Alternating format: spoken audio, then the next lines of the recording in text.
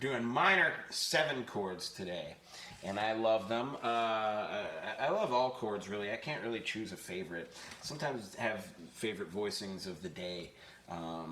Maybe minor 7. You know what? I don't have a favorite minor 7 chord for today, but I do have a favorite minor 9 chord today. That would be this one. Love that chord. So we'll go over how to do minor 7 chords, and then maybe one day we'll talk about how to do some of those other fancy cool things. That said, I'm going to get into them the same way as we did dominant 7 chords and major 7 chords. I'm going to start on an E bass root 3rd 7 or root flat 3rd flat 7 voicing of these first, because those are the most useful. I find those are always my go-to if ever I'm the guitar player role in the band and I'm not really allowed to do other stuff because either there's a keyboard player there or there's horn parts that I'm going to step on or some other thing. I usually stay away from the more colorful voicings and I stick to the simple stuff, because then that allows me some more free space to do other things around it if I like. And if I go with these really dense voicings or weird ones, then it doesn't leave me a lot of room to play. I'm kind of like stuck to do the very specific thing that voicing sounds good doing, and sometimes the band leader don't even like that anyway. So they usually like it more when you just, there's my chord, right? Yeah. So that said, E bass version of that would be, and I do all of these as A's because whenever you go out to the bar jam, they call it key of A. So we'll just keep them in the key of A again for today. So that's A, root on the bass, and then I got a flat 7 and a flat 3rd. And once again, I always refer right back to the basic Ionian major do re mi scale, and I'm thinking about every note in relation to that. So it's a root, it's a flat 3rd, 5, and a flat 7, and then up the octave. I should mention also in this video, because I really haven't mentioned it in the past, because learning the arpeggios, learning all of the shapes does a lot to get you familiar with where all of the arpeggios are too. But it's always great to get arpeggios of these as well. It helps a lot with soloing and improvising. Just, if nothing else, just some that are in the shape.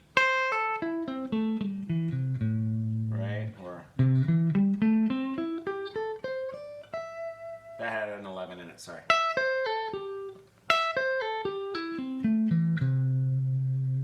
Alright.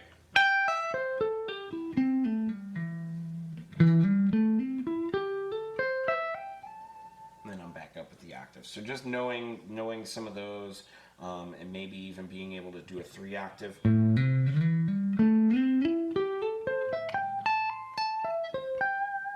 Right, up the 3 octaves and down. Sorry, I'm doing a pentatonic scale. Typical guitar player shit.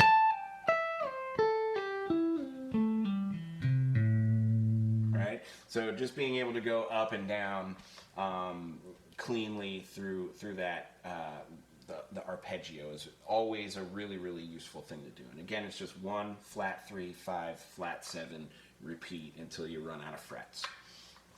That said, let's go through those shapes here. So the first E bass one, we talked about root, flat 7, and then I'm doing, it's a 10th, it's a minor 10th, it's a flat 3rd raised up an octave. So again, that's my go-to. For A forms, same thing. I've just raised up the 3rd. Root, flat 7, minor 3. You can also move that down an octave. I love that chord form, especially if you have some like other melodic content on top.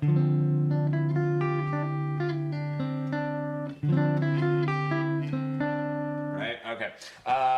So that's always really, really nice to be able to have that there. So 1 minor chord, 2 minor chords. A lot of the time I do that minor chord actually like this. Just wrap your thumb around the top. Get the bass note there.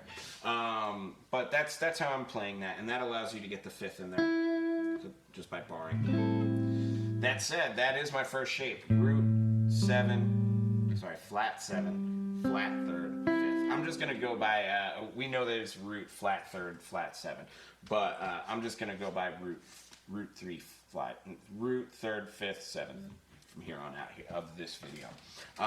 So that first one, again, it's all on the same fret. Root, 7, 3, 5. As we move up, again, we're getting this really cool bass melody.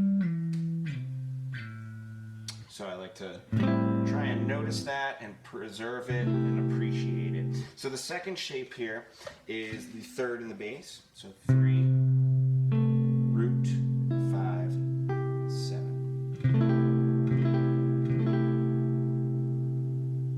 Next shape gets the 5th in the bottom. And that's going to be 5th, 3rd, 7th, root. And your last one, 7th, 5th, root, 3rd. And then they do repeat.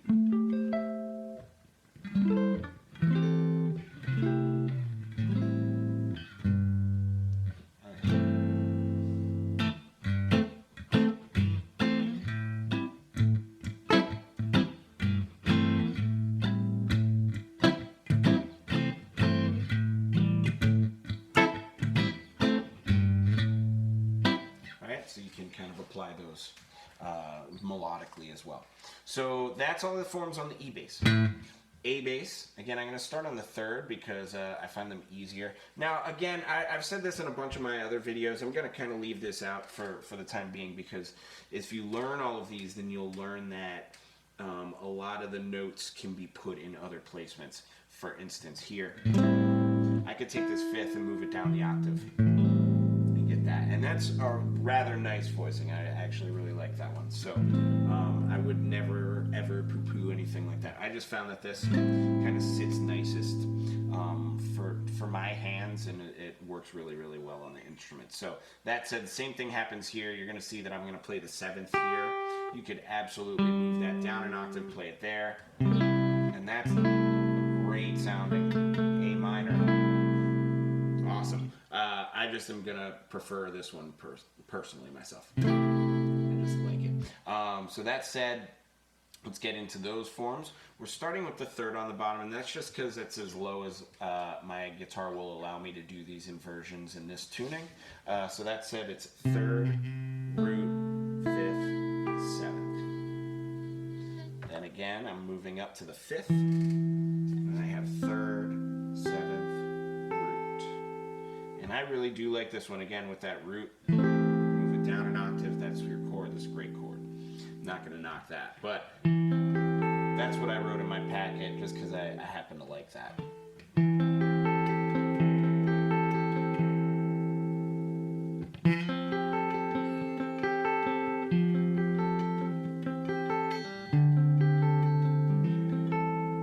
It's just really, really kind of nice pattern there. So I like that. Then 7th in the root. I'm sorry, 7th in the bass. It's going to be that. And again, you can move that down, but like I said, I'm not even talking about that today. So there's that. So that's 7th, 5th, root, 3rd. And then the final one, actually it's not the final one, they can repeat going up, but the last inversion before they start repeating shapes is root, 7, 3, 5. There's root in the bass, there's 7th in the bass, 5th in the bass, 3rd in the bass. And then we're going to move on to the top string here. And here, I don't know why, but I said this a couple of videos ago. As soon as I shift up onto the top 4 strings, I start hearing the first string predominantly.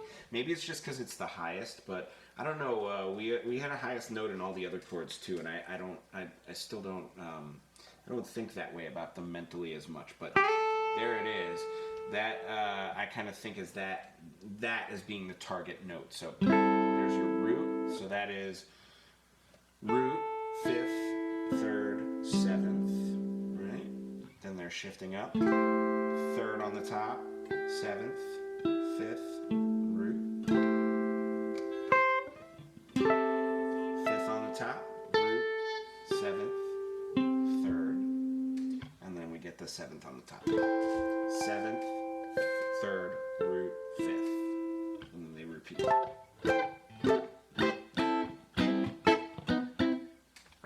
So I hope you find those as useful as I do. I'm going to play maybe just a little bit more, and like I did in the first little open jam there, everything is a chord tone. So everything that I'm playing is part of either the chord that's being played, or I'm moving to the chord tone of the next chord being played. I might play the second chord on top of the first chord, or the first chord on top of the second chord here or there. But again, that's like what I was talking about a couple of videos ago, when all of these chords, all of these shapes, all of these notes are all just different colors, and you just want to try and see if you can mix them together and paint a nice looking picture. That's the goal. So I'm going to do that just now, and I'm going to go right back to those chords I was playing in the beginning. That's just a simple A minor, E minor. That's 1 and 5 if you're thinking about the key of A minor. Okay?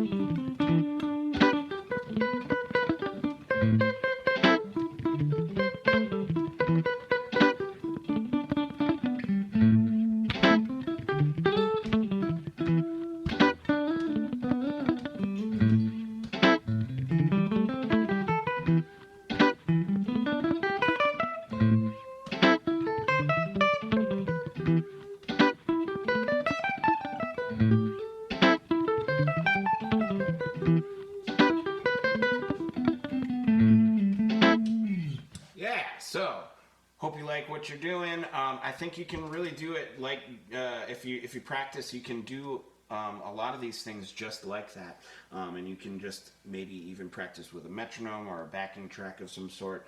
And I'm really just running arpeggio.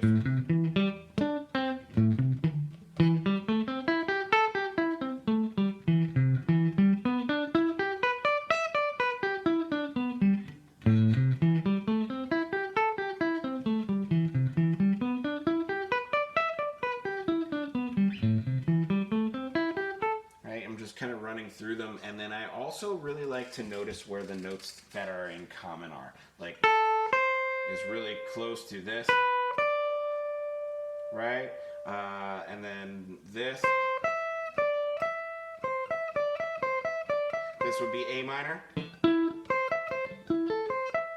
right? Or with the 7. And then E minor. So this for A minor and this for E minor, right? Is really just, it's great to notice where those common points are in chord progressions. And a little bit later we're going to get into chord scales and how that all fits in together and how that theory works a little bit. But for now, just go through those things, know your shapes, go through the packet. If you want a closer look and want a version to print out or something, go to musicmakerlessons.com and hit me up so that I can give it to you. I will just give you the thing. It's free of charge, just for your knowledge. Just have it. So find me there, musicmakerlessons.com, and I'll see you next time.